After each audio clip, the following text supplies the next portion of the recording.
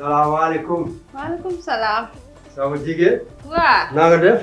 da ci loo ne. maa ngi fi. yaa ngi ci jàmm. maa ngi si jàmm kay. ça va. alhamdulilah. namm naa la. maa la raw. ça va bien. naka yitte. ñoo ngi nii rek. naka palaas bi. ñoo ngi ci de. man affaire yi mi ngi jox. dox ndànk rek. kale yi jigéen yi. moom de mu ngi toog di koole rek. waaw. kii de fii rek lay toog. rafet na de.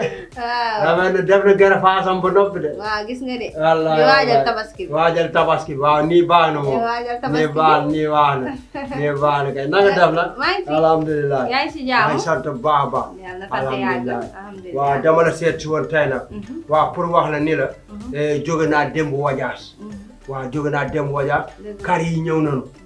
léegi nag mu bëggoon nga def préparation teel a ñëw teel a tànn sa kar bu baax bi nga yóbbu si kër balaa kar yu baax yi di jeex ndax ariwaas bi mu indi nii macha allah kar yi suur nanu regg nanu rafet nanu te rëy nanu waaw comme nag yow suma jigéen nga ma ne naa ñëw ma expliqué la ko nga teel ñëw nga jënd ci kar yi daal.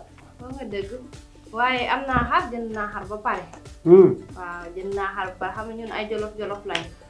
suñu waa kër jëndal nañ ma xar ba yóbbante ma ko. waaw. jiru la yow jolof ma man jolof la man kar yi ma jël jolof laa ko jël. waaye jënd naa suñu waa kër yóbbante nañ ma xar. jënd naa ba pare. su ma jëndaatee beneen xar tamit yàq la. du ma ko def. waaw yow li may yàq am na fu mu xëj. waaw yow war nga ma bàyyi kenn xam ni yow man yow suma client man su ma jënd kar dama lay préparé waale dama lay bàyyi kenn. waa léegi xanaa jënd xar force la.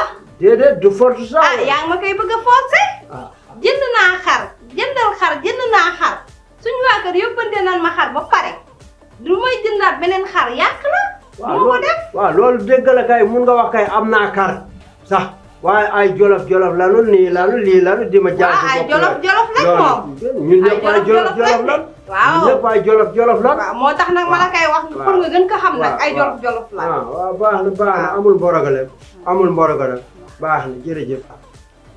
wóoroon nga ma teel a wax am nga kar ma bañ la programme waaye ne boobu programme nga ne am nga kar loolu baaxul daal baaxul waaw léegi yoon boo ko def loolu. soo génnee nga tëjaale ma buntu bi. waaw baax na.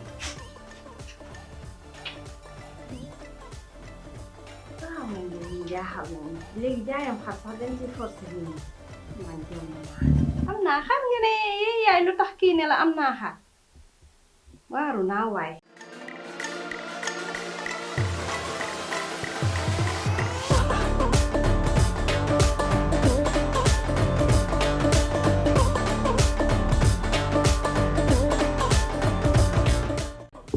waaw soxna si yow tamit wax naa la ba tey del teel a indi say ñaw yow nga bàyyi ba tabaski bi léegi mu yegg si nga ñëw naa ma ñaw xale yeeg ñaw sëñ beeg tam ne tam xam nga mu demee sëñ wuyu ma